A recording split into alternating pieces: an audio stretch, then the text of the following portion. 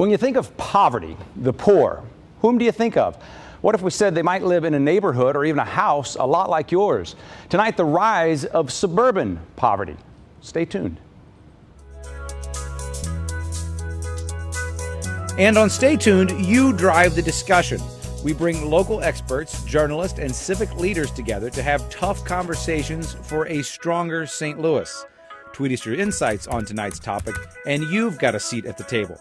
With a few national experts and a panel of community members, this is the show bringing more light and less heat to the issues that matter. So stay tuned.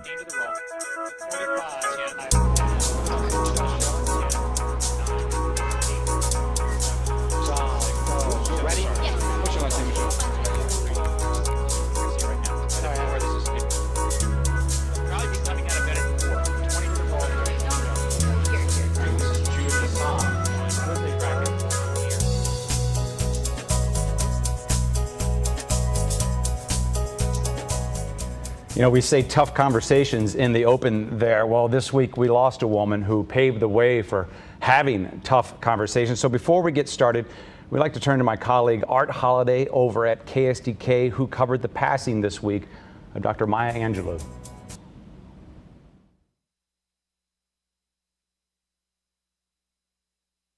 Whipping winds and rushing rains, blazing sun, don't really earth for change. They are slam poets telling the stories of their human condition. Our urban folk tales teach other people, just a little bit about our lives and what we go through day to day. This day, their words are from one of the mothers of slam. I can always count on Maya Angelou to tell me why the cage bird sings. She was one of the first few to really stand up and spit her heart out. She's a phenomenal woman. She's a woman phenomenally. Maya Angelou and St. Louis and Alice Wyndham could have been sisters. And in a way, they were. For a friendship that went so long, you've got a lot of olden days to laugh about. During their 50-year friendship, Wyndham watched her talented friend become one of the most famous people in the world. Wyndham met Angelou in Ghana in the 1960s, and that's when she took this well-known photo of Maya and Malcolm. I had no idea of how it would resonate. I had no idea how famous Maya was going to become. She's left a wonderful legacy. And I hope the people who really admire her will read her work.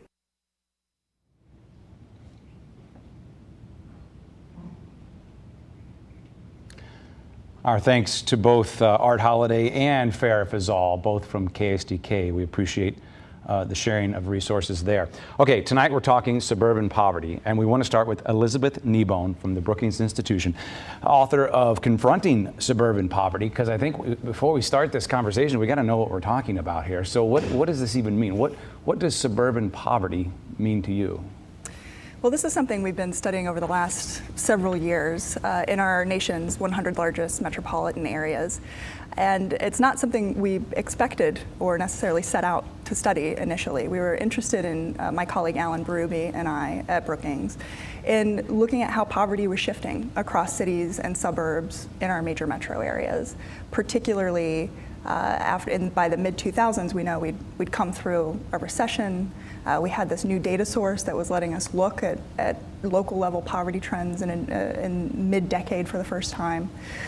So we wanted to see what the new picture was, how things had changed. And in looking at the data, we found, surprisingly, for the first time, that there were more poor residents living in suburbs than in the major cities that anchored these large metropolitan areas. Is this the effect of the recession, or does this trend go back even earlier? It goes back even before then. Clearly, the Great Recession really pushed fast forward on these trends, as we saw poverty growing to record levels across the country. But if we look back even to the 80s, that's really the first time we saw the poor population in suburbs start to grow at a faster pace than cities. And it's something that just picked up pace each decade until we passed this tipping point in the 2000s. So back up for a second. You said there are now more poor people in our suburbs than in our urban cores. That's right. What kind of reaction do you get to that when you say suburban poverty and you say it's higher than the cities? It's surprising, I think, to a lot of people in a lot of places. In a lot of ways, our perceptions haven't really kept up with the rapid changes we've seen in recent years, where poverty is, who it's affecting. I mean, between 2000 and 2012, the poor population in the suburbs of our major metros grew by 65%. And that's more than twice the pace of growth that happened in the large cities in those regions. And by 2012, there were 3 million more poor in suburbs than in large cities in those regions. Before we get to the why, tell me more about the what. What is this poverty? What does it look like in the suburbs? In a lot of ways, urban and suburban poverty are really similar in terms of things like the share of people living in deep poverty or below half the poverty line, in terms of things like work effort, the share foreign-born. A lot of the demographic characteristics are very similar. Where we see bigger differences are things like race and ethnicity and home ownership seems to be higher in the suburbs. But by and large, very similar types of characteristics across cities and suburbs. Okay, so what are our stereotypes of poverty, and then how has that evolved, or maybe devolved, I guess? Well, I think in a lot of ways we still tend to think as a nation of poverty as a very urban or a very rural phenomenon. We don't really think of suburbs as grappling with these same sorts of challenges. And in some ways that makes it difficult to effectively address these issues in places that often these increases have been very rapid in recent years, and they're not really equipped or necessarily set up to address these challenges in the same ways that cities have been building up infrastructure and support systems to deal with poverty over several decades. Okay, why? Why is this happening? Well, there are a number of different factors that have helped drive these trends over time. Speaking broadly, we could think of poverty growing in the suburbs, one, because more low-income residents are moving there. But even more so, it's been a story about long-term residents slipping down the economic ladder over time. We can see things in terms of what might draw people to the suburbs or what would draw anybody to the suburbs if you're looking for housing or jobs. Almost every major metro area, we've seen jobs continue to suburbanize. So there are a lot of pull factors in suburban communities. But we've also seen changes to the economy that are helping to drive these numbers. One, of course, the recession. In a lot of ways, it was a really housing-led downturn. And when we look at where the bulk of subprime loans were, where the bulk of foreclosures were, those were in suburban communities across the country. And so the suburbs bore the brunt of the downturn alongside cities more so than they have in past downturns. But it's not just those cyclical changes, because we've also seen a lot of structural shifts over several years, over a long period of time, in terms of the diminishing of middle wage jobs, like think of the loss of manufacturing jobs. And now the kinds of jobs that we're growing fastest are often in occupations that pay lower wages, and maybe wouldn't even be enough to get a family working full-time above the poverty line. And a lot of those jobs are in suburban communities, and a lot of people who work in those jobs live in the suburbs. Okay, you literally wrote the book on this topic. Normally, when we're fortunate enough to have someone with your level of expertise, we're talking to you via Google Hangout. Tell us why you're in St. Louis. Well, so the book my colleague Alan Berube and I released last year, it was actually May 20th last year, and it turns out that the County of St. Louis and their planning department saw the webcast, the release of the book, and got in touch with me at that time, shortly after that release, and talked about how could we come out here and have this conversation in this region. So it's something we've been working on over several months to try and bring people together to talk about how these shifts and trends are playing out in this region. What does it mean for residents and communities affected by these trends, and how can people start thinking about different or new ways to work together to grapple with these challenges? What should we infer if St. Louis County picked up the phone and called you about this topic? Well, I mean, this is something that county has been seeing play out for years. There are almost 120,000 poor people in St. Louis County. That's more than in the city of St. Louis. It's the highest poor population in the metropolitan area. They saw poverty grow by almost 75% in just 12 years. So this is something that's very real to this county and that they see playing out in all kinds of communities across the county. So I think it's something that they were aware of and trying to build this broader conversation around for how do we really start thinking about strategies and solutions. Okay, so give us, be our reporter if you would for today's event. This was today that you were meeting with folks, correct? That's right. What was that discussion like? What was learned or shared?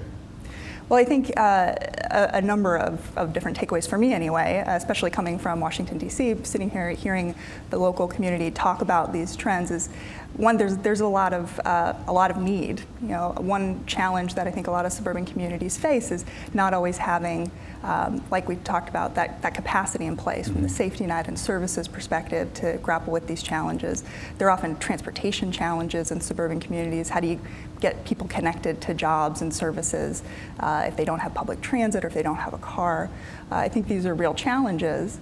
I think we also heard some really promising conversation and discussions about the solutions and more innovative things that are happening, which I know we'll get to talk about a little bit more in this program, about communities working together in a more collective, comprehensive way to help address some of these challenges. Okay, so if you're living in poverty in St. Louis County, any of our other suburbs, are you poor on money, or are you also poor on other things? Is your emotional health? Are these factors that you're looking at as well? Maybe your physical health. Do those tie in together? I think there are a lot of intersections there, and it's also a really important reminder as we talk about suburban poverty. I mean, we often tend to think about suburbs or talk about suburbs like they're one thing, but really they're a collection of very diverse communities that have differing levels of capacity, that have different opportunities available to their residents. So the experience of poverty is really going to vary depending on where you live. I think one thing that's especially concerning in seeing the rapid growth in suburban poverty is that it's not just about poverty spreading out in regions, it's also concentrating at the same time. So that's something we often think about a lot in cities, is concentrated poverty, which is being poor in a very poor neighborhood. And that can bring a whole host of additional challenges with it. And that's something we're increasingly seeing in the suburbs. In the St. Louis region, about 27% of poor residents live in the suburbs, live in a neighborhood that has a poverty rate of 20% or more. And that's about when we start to see these negative effects of concentrated poverty grow. And it's even more so, more pronounced when you're looking at residents of color. For the African American population, almost half of poor Black residents in the suburbs live in a high poverty neighborhood. And that's when we definitely see the negative effects in terms of health outcomes, education outcomes, mental well-being can all be impacted by the fact that you're poor, and so is everyone around you. That can, again, just bring a number of challenges that can make it that much harder to work your way out of poverty. Elizabeth, stay right there. We want to add some voices to this conversation, not the least of which is yours. Find us online, hashtag stay tuned, STL. Let's see what you're already saying.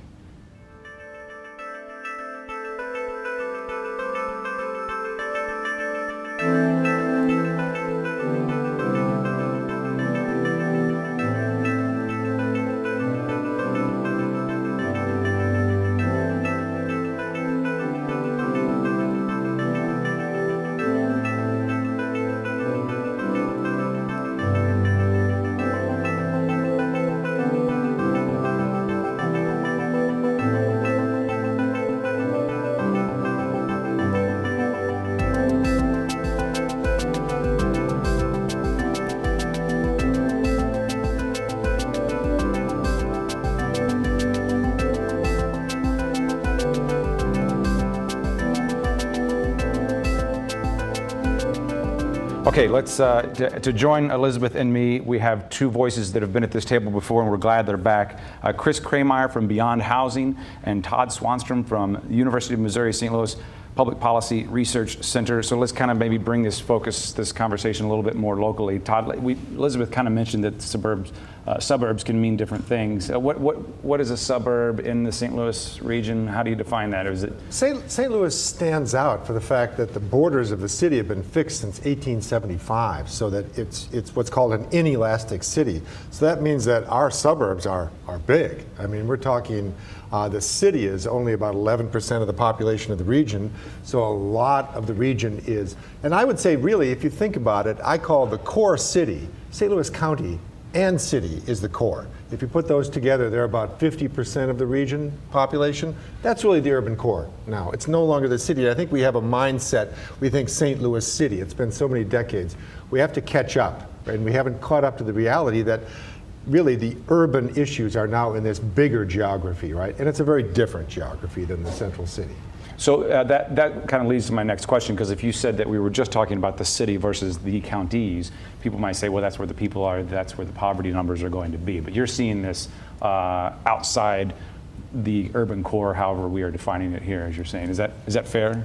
Yeah, I mean, look, the challenges that Elizabeth delineated, and they're in the book, clearly are happening in all the places that we know about in the inner-ring suburbs, in particular in St. Louis County. So we've seen the challenges that I think most folks think about the urban core and the city of St. Louis, right? We have this great notion in our mind of what the city is and what the county is, and the reality is, as Todd said, there's this kind of bleeding over of what happens. And the challenges are very real and they're very significant in the inner-ring suburbs. They look a lot like the traditional urban core sense, and the response to that has to be robust and dynamic if we're going to address them without seeing further deterioration of that group of inner-ring suburbs in St. Louis County, particularly north of Highway 40.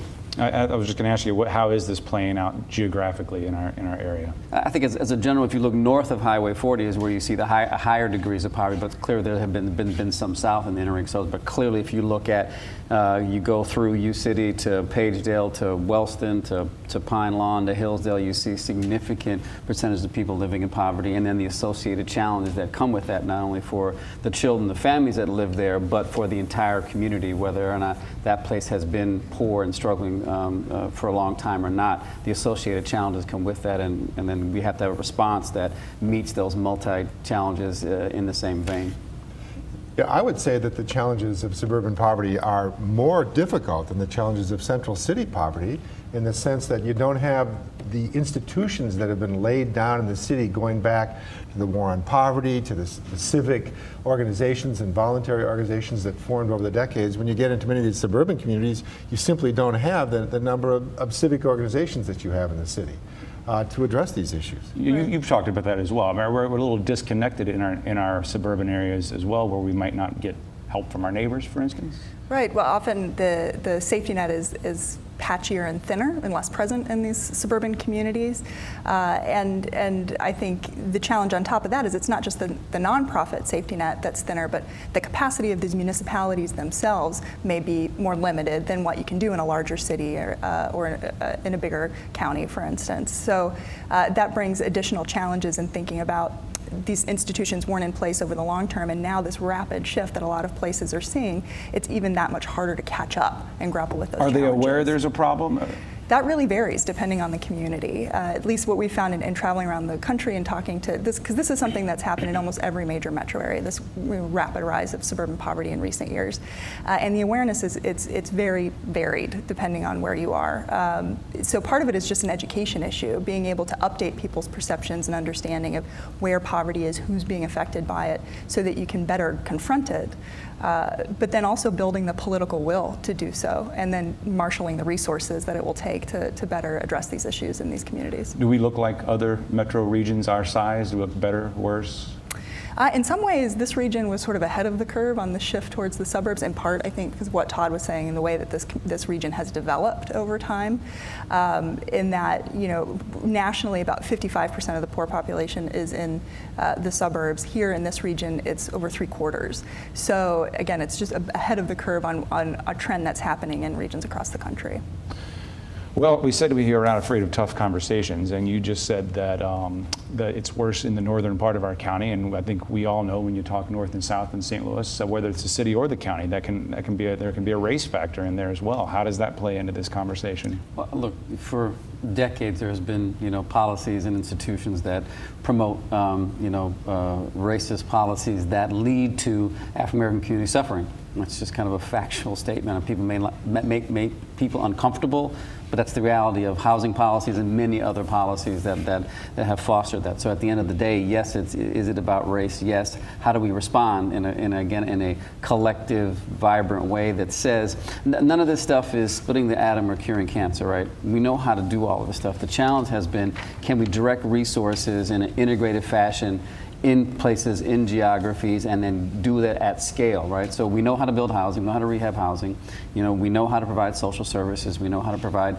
better health care. Do we have the political will and courage to say, can we provide enough? Can we bring all the partners around the table to solve these challenges, right? And to date, we have been woefully lacking. Earlier today at the conference, we talked about Missouri doesn't pay for pre-K for low-income kids. We talked about the failure to provide food. Right, we're struggling to feed our children in the region, right? So we have a long way to go if we want to be honest about making things better, and it's the collective us that's going to take to move the needle on, are we going to provide the resources for the things we know that are going to make life better for those in our community, and as a byproduct, make the region stronger? You know, I think the issue of race is really important here. But I think for the average citizen, average white, middle-class, suburban resident, they think, well, up to in the civil rights movement, that ended, right? The kind of overt racial Jim Crow legislation ended, and we're now in a new world. But the problem is that if you read the history of St. Louis, I mean, it was the state directly contributed to segregation, to a lack of African Americans being able to own their own homes. The federal government wouldn't insure homes in black neighborhoods for decades. But the problem is that has a historical momentum. So even though the government is now not overtly discriminating against African Americans, the weight of that history is still there and still pushing in that direction. And I think it's difficult for the average citizen to understand, in the book I wrote, we call this thick injustice. It's kind of hard to see and has deep roots. It's very hard to grasp it. So the race issue is tough because I think a lot of people don't see today, hey, it's up to you. Barack Obama is president, right? Why can't you get ahead? So I think it's a difficult issue because it has these deep historical roots and it has a spatial manifestation, which is hard to change. Well, again, when you look at the disproportionate number in our community of African American families living in poverty, and again, the weight of that on your shoulders each and every day. I think, again, for a typical middle-class person, irrespective of race, to really fully grasp the understanding of the challenges every day to live with poverty on your shoulders. Is there going to be food in the refrigerator? Can I keep my utilities on? Is my car going to work today? Can I get my child to daycare? All of that stress literally just wears you down in so many different ways. And the expectation is, pull yourself up by the bootstraps. Today, I think, is by and large unrealistic. But quickly here, we have this map. This is just St. Louis County. Todd, you talked about the suburbs go beyond St. Louis County, but there are some parts that might surprise some people where you're seeing the highlighted areas in all parts of the region where there's suburban poverty, as it's defined here, as below the federal poverty level. Is that Sure, surprising? Yes. And as you've pointed out, there's even pockets of poverty going further out into Lincoln and Jefferson, growing more rapidly out there, which I think is very surprising. Yes, where they've seen the poor population more than double in just the span of a decade. So very rapid increases in the poor population. And I think that's really important that entering suburbs continue to struggle and are often experiencing similar challenges that big cities and urban areas have experienced for decades. But now these challenges have moved beyond the inner ring. It really is a regional challenge. And in some ways, some of those outer-lying suburbs may be even more ill-equipped to deal with the challenges that they're seeing today. Chris, you mentioned food. Our producer, Margie Enright, she headed west to see how we are trying to tackle this issue of hunger. Let's take a look. On this Wednesday night shift at St. Louis Area Food Bank in Bridgeton, volunteers are on the warehouse floor preparing food to be distributed to nonprofits fighting hunger all across the region. There's volunteers from Boeing and their families, CBC high schoolers working on a service project, and these brothers from just across the river in St. Charles. The Conard family are regulars here. I mean, it's great so that we can be together, right? And so we can spend time together while also doing something for the community, as opposed to sitting in front of the TV or something like that. They know they're serving those in need, but where is the need? I guess traditionally most people, I think, believe that it's the urban core that has high poverty, and that's where most of the need is. And I wouldn't suggest that they don't have high poverty, particularly in this area, because it does exist. But the problem that we've seen is that there are larger numbers of people in need in the county. We track number of people in poverty and the number of people that we believe are in need of food assistance, and the number of people in the county is closer to 150,000. The number of people in the city is closer to 80,000. And so certainly the numbers are greater in the county. It's just a little bit harder at times to identify. See, those were all picked up this Frank afternoon. Finnegan has been with the food bank for 25 years, and he's seen the face of poverty evolve. The food bank has been around for 35 years. And when the food bank was first started, it was really more of an emergency program. Over the 80s and 90s, though, you started to see a lot of manufacturing jobs start to leave, particularly in our area. We had moved to a place where instead of somebody being in need for 3 or 4 months, we were seeing more people that were actually working with full-time jobs. You saw unemployment really spike in 2008 and 2009 when the recession started, and a number of people then lost not necessarily jobs in the service sector, but jobs in good middle-class jobs that were paying well. And you started to see an older population start to lose their jobs. You start to see middle-aged men and women start to lose their jobs that were, midway through their careers. And where did they live? For the most part, they lived in suburbia. And yet, a lot of people didn't know that, Jane or Jim around the corner, had just lost their job at Boeing or at someplace else. And now suddenly, people that used to contribute financially to churches and food pantries are suddenly in the line at those food pantries. This suburban poverty is in many ways a significant departure from conventional beliefs about where poverty occurs and whom it affects. But at this warehouse in suburbia, volunteers from neighboring communities recognize that their efforts might just be benefiting someone close to home. We live out in West County where folks normally live in apartments or homes that look nice and they have well-tended lawns and things, but I think that the reality is there are likely people that are hungry in our neighborhood and that are getting supplemental foods. I didn't really have any particular expectations about who it was in the community because, I've lived in different parts of the country and people are struggling wherever they're at, and I've seen people who come from different backgrounds that I've known. One agency receiving this food is Oasis, an all-volunteer pantry serving St. Charles County. They want to make sure we're only serving St. Charles County residents. Obviously, it's a fairly affluent county, but there's poverty everywhere. Anyone in the area can come to the pantry for food, and the need is only growing. In fact, the number of families served increased 700% over the 10-year period from 2002 to 2012. There was a family out at Lake St. Louis. Well, this particular family lived pretty well up to their income. They had a big house. They had 2 very expensive vehicles. They did vacations and all that stuff. And they didn't have an awful lot of savings, but they had a lot of charge accounts that were run up towards the max. Well, all of a sudden, this family ends up without a job.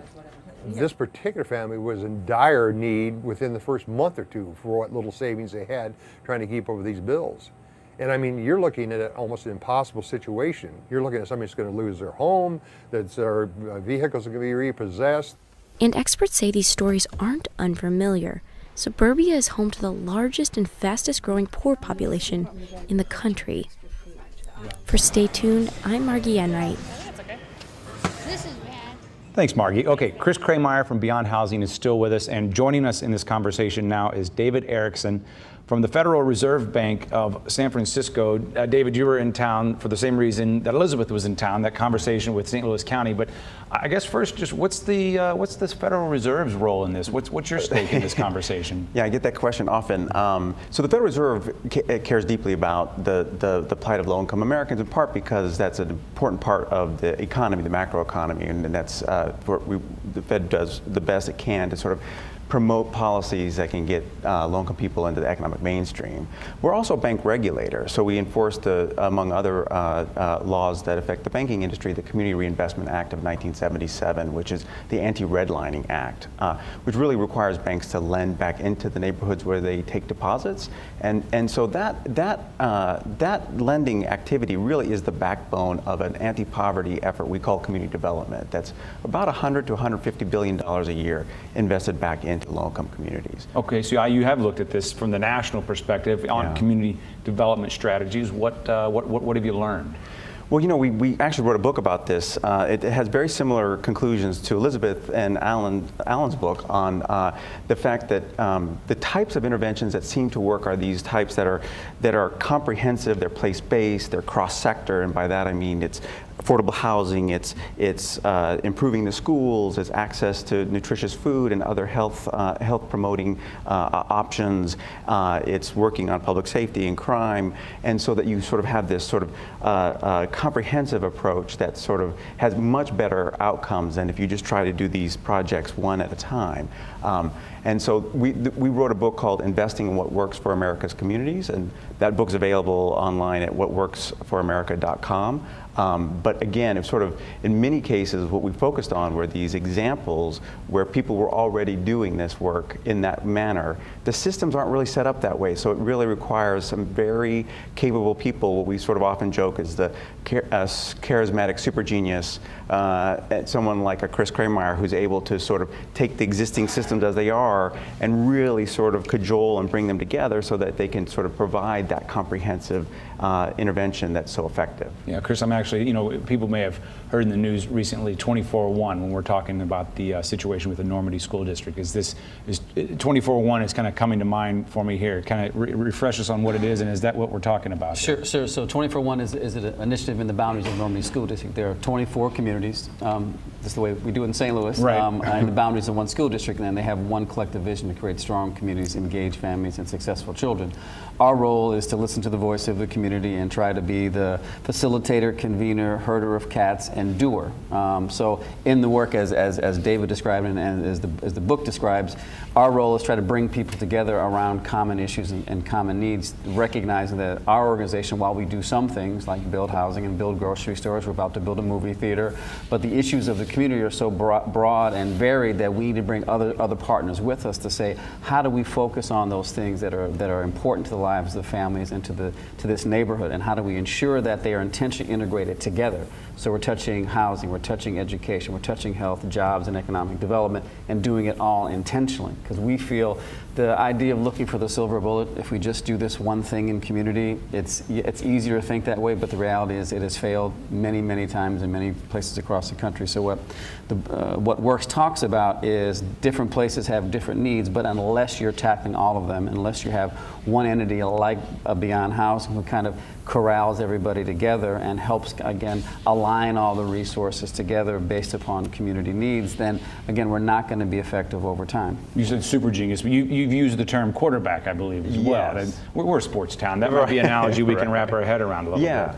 Yeah, so it's interesting. So it's not without its controversy, because you don't want to have, collaboration sometimes requires people to sort of take the lead but not take credit, and sometimes the football, the quarterback tends to be sort of the hero, the sort of a little bit more macho, but I'm sticking with it because, and there are other sort of terms that have been thrown out, like the symphony conductor or the band leader or the wedding planner or what have you. Somebody who does this organizing there are many terms for it, but I'm sticking with the quarterback in part because I think you really do need one entity that has the responsibility to that's either rewarded or punished for the outcome. Because what we've experienced so far is we've had these collaborations, but it just involves people.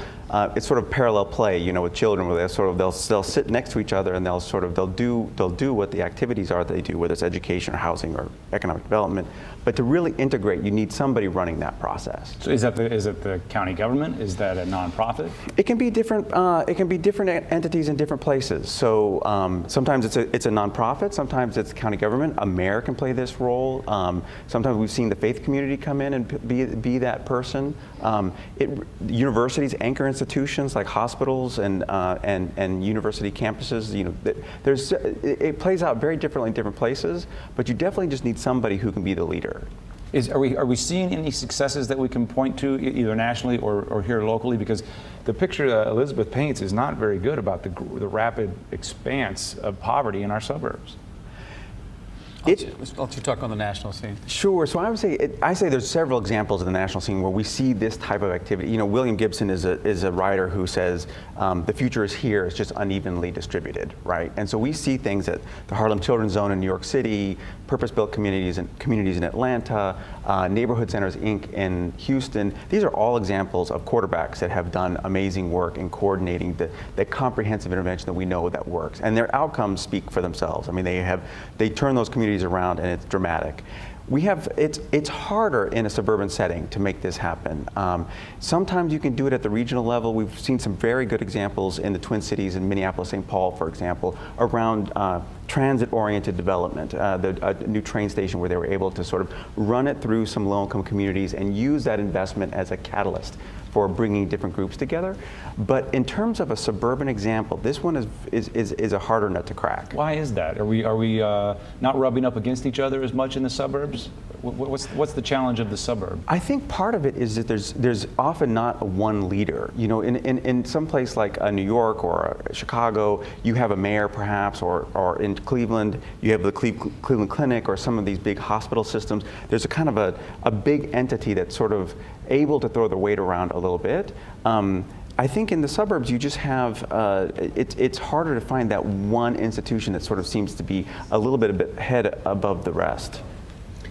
Look, I think what we've seen in our work is we've seen great transactional results, right? We've built a lot of stuff, we're providing a lot of services. The challenge becomes the significance of poverty and what it does is so pervasive that for us, we've been doing this for about 4 years now, right? And we've seen some positive strides. We still have a long way to go. We're confident we're on the right track. For us, it's really about resources. I mean, at the end of the day, again, we have a pretty good idea about how to do this. We've got lots of great partners around the table. But until we get to scale, right? So again, not-for-profits have a great history of doing a program for 100 kids that cost, $100,000, right? And we do it scattered all throughout the region versus saying, if we could focus our talent, our energy, and the competencies that many of us have in a geography, and intentionally work together and then get to scale, right? So if there's a great program in the Normandy School District that serves 100 kids, it's great for the 100 kids, but it's not going to move the needle on the systemic challenges that the kids or a school district will face.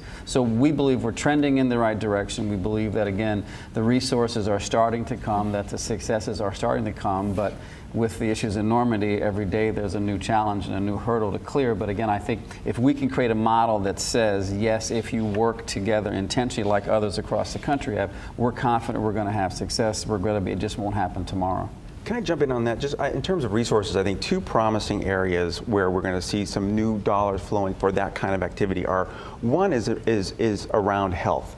And what we find is, when you look at the causes of premature death, for example, you would think that the leading cause of that might be either you had no access for medical care or you got bad medical care. But in fact, when you look at it, it only accounts for about 10 to 15% of the cases of premature death. So it's very strange to know that your doctor has very little to do with your health. And if something's broken, you want something to fix it.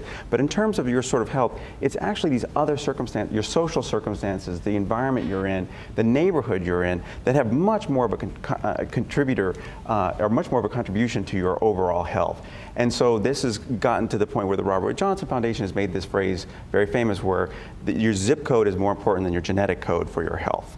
And if you are in the zip code improving business, the way Chris is, pretty soon you're going to start seeing people who want to see an improvement in health outcomes coming to him and say, I need to start spending more money on what you're doing, so I'll spend less money on type 2 diabetes or other chronic diseases or a lot of these other issues that are really starting to bankrupt the medical care system. So you're going to start seeing a lot of money start flowing this way, not just because of the Affordable Care Act, but the medical care industry was moving in that direction already. The second area where you're going to start seeing some new resources is what is called pay for success financing. And if you get an opportunity to Google pay for success and Federal Reserve, you'll get a collection of essays that we did on this. But one of them is the social impact bond, which has gotten a lot of press. And the idea is that you pay for these upstream interventions that can save money downstream in terms of things like incarceration costs or emergency room visits or special education costs in our schools. And there are a lot of these types of interventions that save tremendous amount of money. So it really is a very promising source of financing in the near future for more of this type of work. David Erickson from the Federal Reserve in San Francisco and Chris Krameyer from Beyond Housing here in St. Louis County. Thanks to you both for your time. Let's go back to social media.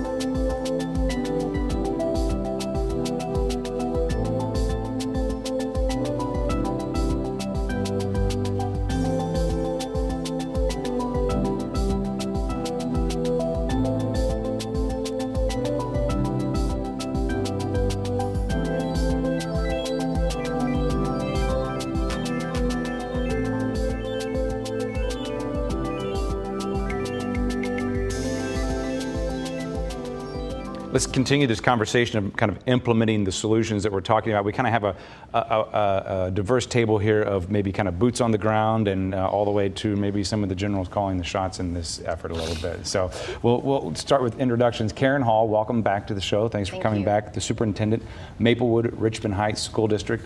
Also Mike Jones with St. Louis County, and Miriam Mahan, Saints Joachim and Ann Care Services in St. Charles.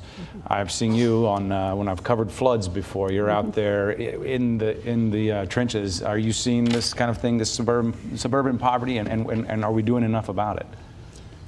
No, absolutely not. But although I agree in many of the comments that have already been made, I don't in others.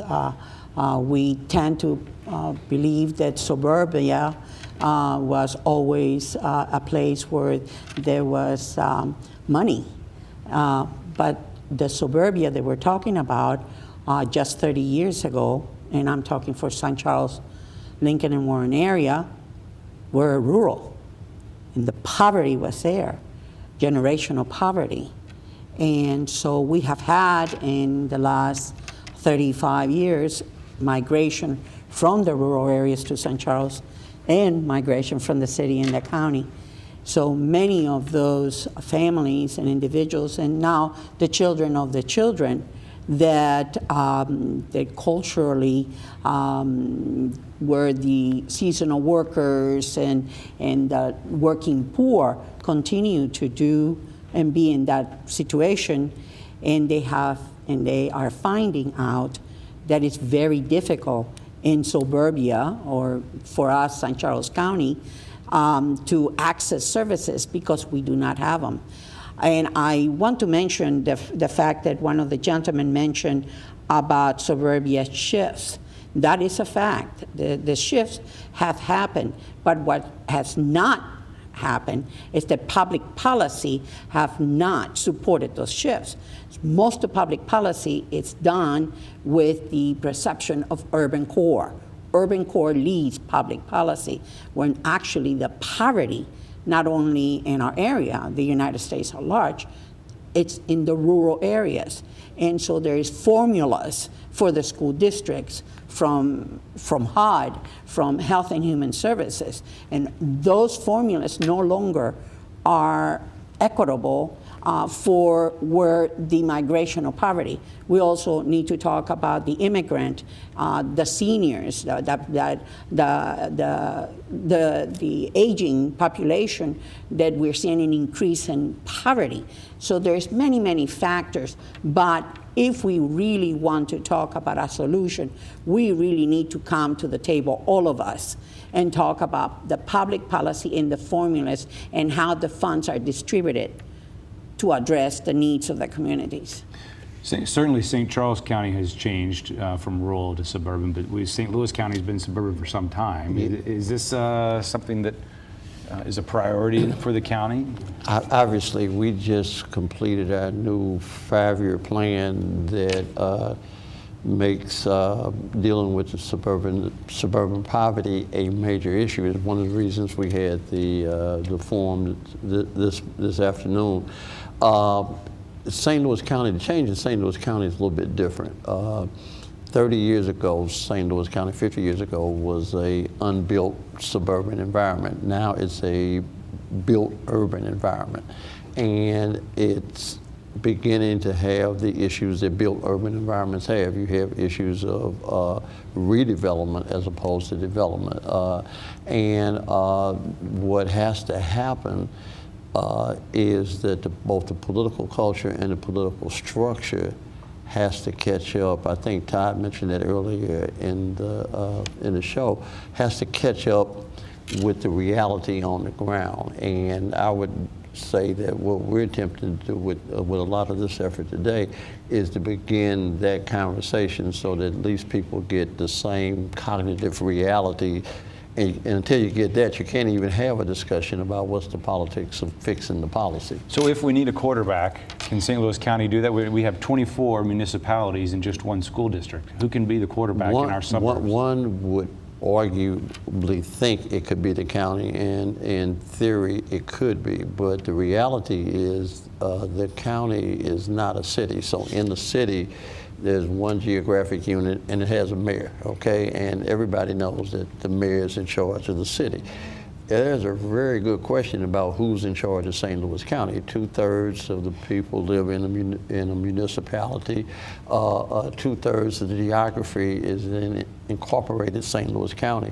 So the direct political jurisdiction, the ability to impact policy, I would argue most of the delegation to the General Assembly, regardless of political party, don't see themselves as geopolitically aligned with St. Louis County, where all the legislatures in the city, and I would say for 30 years, whether they politically align with the mayor or not, they understand that they represent St. Louis City. So the reason people moved to the suburbs 50 years ago was not to deal with the issues of being in cities.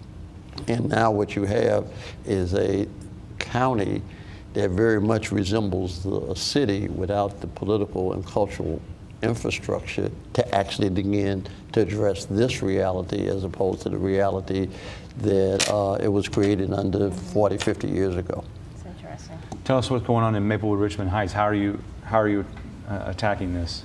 Well, it's fascinating to listen to all the other guests because they're speaking on a macro level, and I'm in the trenches, and I have a face to the poverty issues and how we respond to that.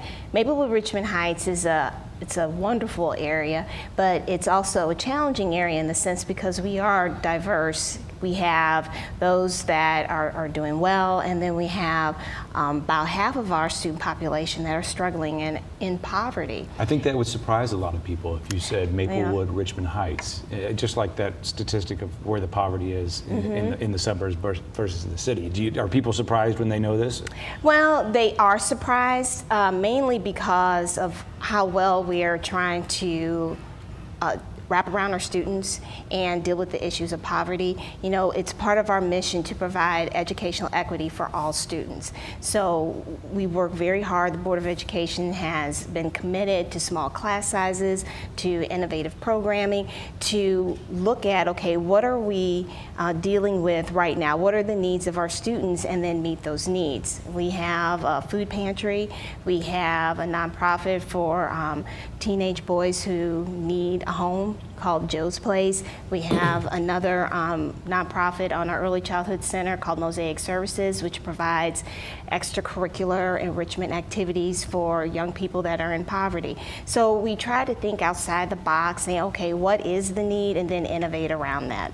So how do you make the so if the other half of the population in your area isn't dealing with this on a personal, how are you making the case to everyone that this is in everyone's interest to deal with this? You know, that is a very good question, because it's a growing concern. It's not a glaring concern yet, because really the residents in the Maplewood Richmond Heights area, they like the diversity.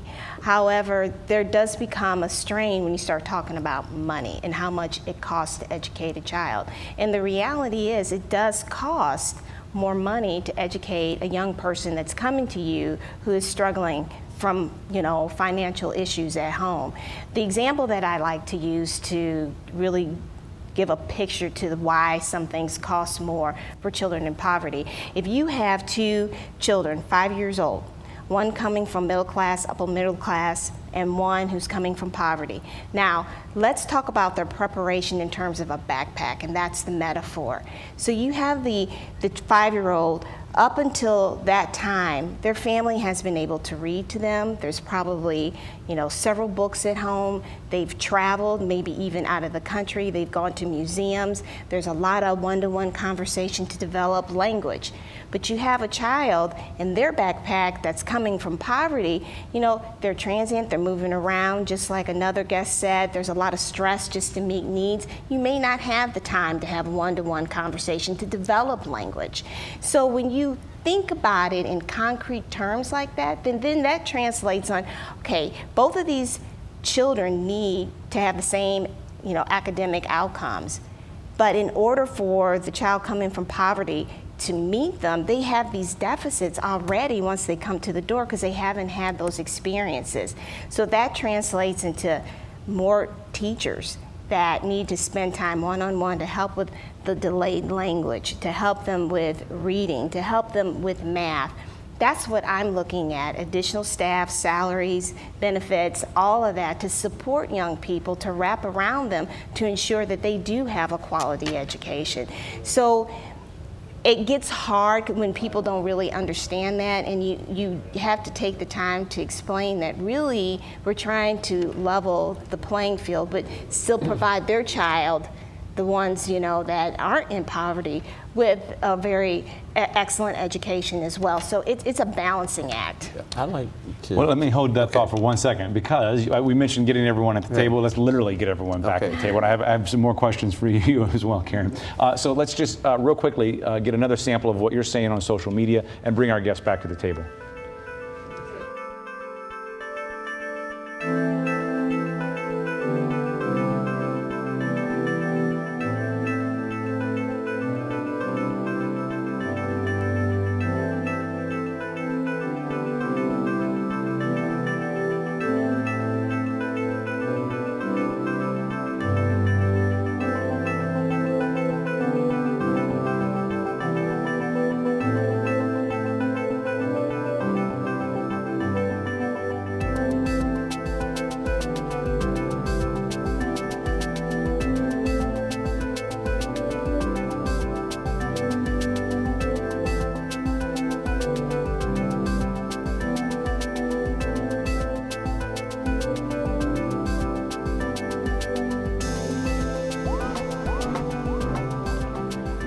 Okay, so we've got everyone back at the table.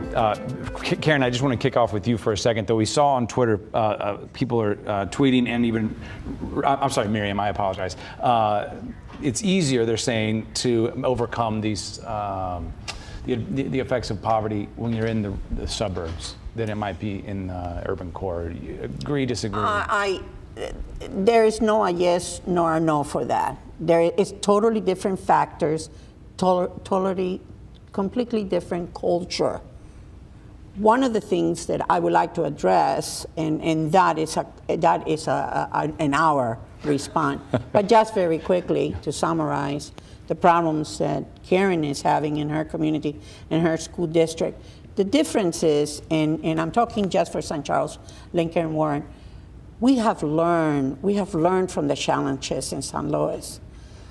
Our cities and our county leaders get together at the table.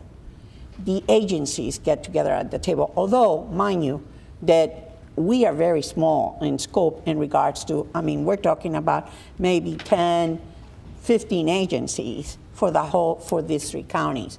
We are very progressive. We have been very progressive in passing children's tax initiative to make sure that we address the mental health in the school.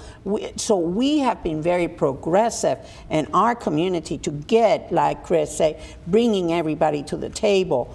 But remember that for every dollar that St. Louis gets in regards to the housing, or let me turn that around, for every $100,000 that the city gets for housing development and urban development in totality, St. Charles might get $1.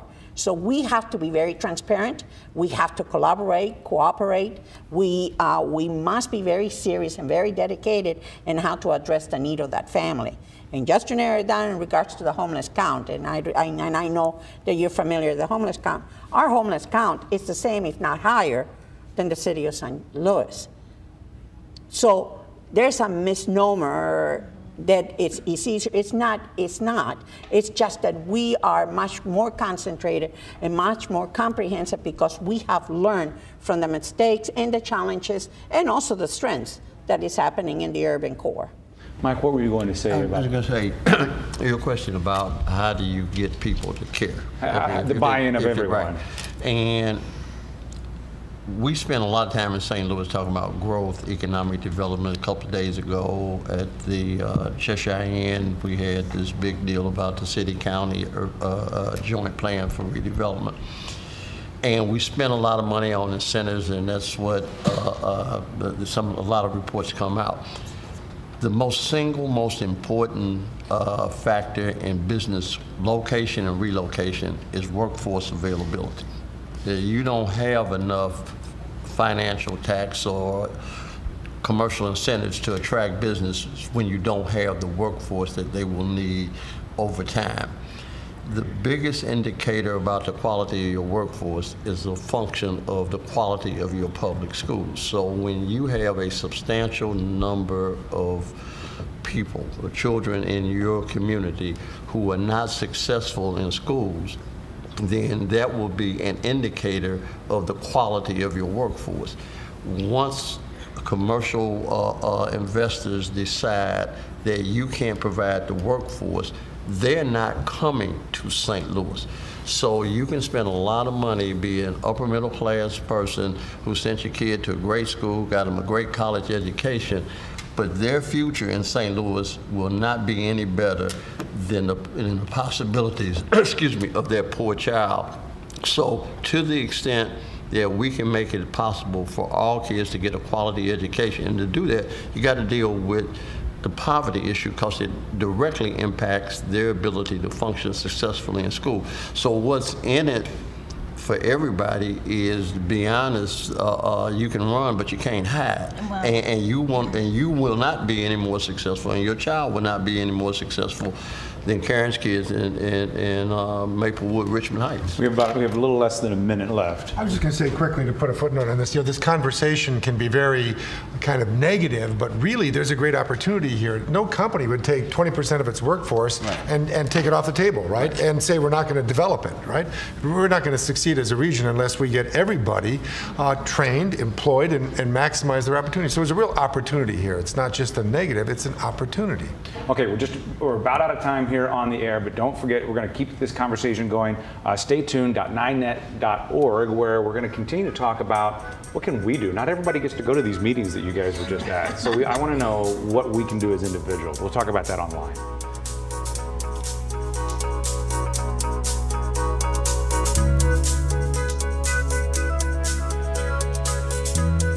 Professional crew. We know what we're doing. No, the crew we know that. No, I'm talking about this. Oh, this too. Yeah, these are, don't try this at home. Yeah, definitely. These are professionals. Definitly don't try this at home.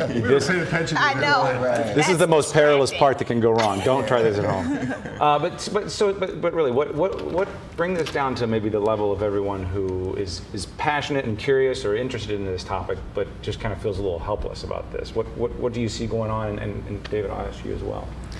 Well, I think, so in writing the book, it wasn't just about, for one, we wanted to chronicle all the trends that we were seeing, be able to tell the story of all these different communities that are going through these issues, but also talk about the positives and the solutions, the innovative work that we see going on, because there really is a lot of smart thinking around these issues that could be replicated, that could be lifted up and shared with other communities, which is what we've been trying to do through the book and also through the website that it's confrontingsuburbanpoverty.org, where we've continued to share case studies of good models that we've seen across the country, but also offer things like data resources, an explainer video, an infographic, different things to help get the word out, because a lot of this is information and education. And even just an individual resident of a community or a region, by having this information, this knowledge, and being able to start conversations, that's a huge first step, because so many people do have outdated perceptions that it just takes being able to talk to people and widening the conversation to say this isn't just over there, it's not just those people or people that you don't interact with, it's your neighbor, it could be you, it's happening in communities across the region and across the country, so we have to think differently about this. So I think it's really powerful just being able to put that information out there and bring people together. Back in our quarterback conversation, you were kind of indicating that we're human, so we do what's in our best interest, but we might be starting to figure out this is in our best interest to do something about this. Sure. One of the ways I think, and linked to this idea about why we're all in this together, one sort of demographic reality we have to keep in mind is that our retirement system, Social Security, is a pay-as-you-go system. So it's a pass-through. It's not, when you pay your taxes, it doesn't go into an account for you when you retire. You're paying for your parents' retirement right now. So the children that are born now are going to be paying for your retirement when you retire. And In 1965, the number of workers per retiree was 5 to 1. And now it's about 3 to 1. And when I retire in 20 years, it's going to be 2 to 1. And one of those two, now both of those workers are going to have to be hyper productive, right? Because they're carrying a heavier burden to support that retirement generation. But one of those two will be Black or Latino. And we have to really be asking ourselves, are we making the right investments now for those children born now? So that when we retire, the system is going to hold together because everyone's going to be productive enough to support that. And in other words, we just can't afford poverty anymore. I cut you off at least once and called you the wrong name. Unbelievable. I'm sorry. That's fine. But I felt like there was maybe a little more passion in there that I was putting a lid on. So I know you have a list. Is there something else you wanted to make sure we touched on? I've just been taking notes, but I agree. I agree with what you are saying, but I go back to that public policies and it's going to take all of us to be, it's strength in numbers, to go back to our elected officials and so on, to say, wake up, Missouri. And not that we are not, it's going to take a long time. I was just telling someone that for us in St. Charles, we had a planning and zoning ordinance that was not conducive to building affordable housing. It took us 18 years to change that ordinance, but you have to work at it.